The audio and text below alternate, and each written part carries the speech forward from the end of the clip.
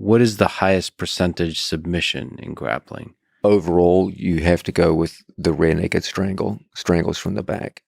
If you look at most tournaments, most rule sets, it has success across all rule sets, all weight divisions, all body types.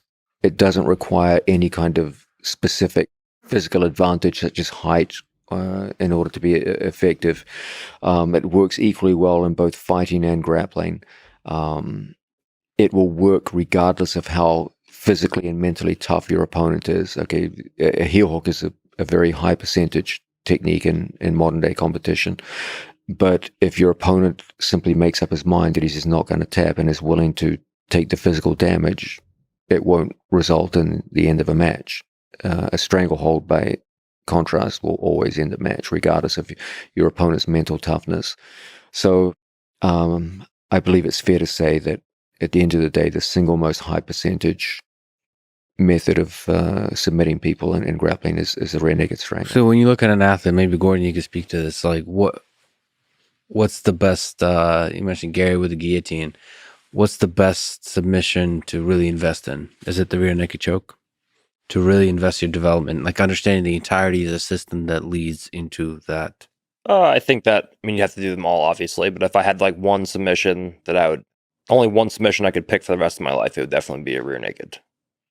Can you explain maybe some of the actual technical details of why that's the case?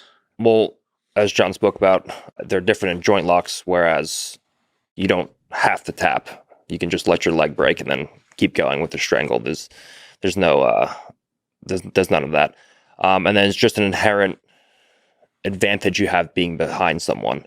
Whereas if you go for an armbar, you start from top mount and you're facing the guy, and then you put him down and you're not directly behind them. With leg locks, you're facing the guy. Whereas when you're on someone's back, you have them in a pin where your chest to back, you have a body triangle in, you're pinning the guy in place. He can't explode out. He can't grease his way out most of the time. And there's an inherent advantage you have being behind them due to the fact that we're poorly set up to deal with threats behind us.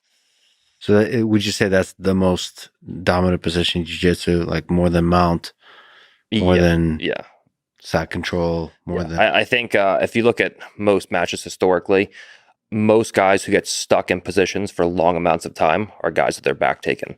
If you get an explosive guy from bottom mount, he can bridge and he can off balance you and lock half guard maybe and then work back to guard. But if someone locks a body triangle on your back, that's where you see most guys getting pinned in place for long amounts of time.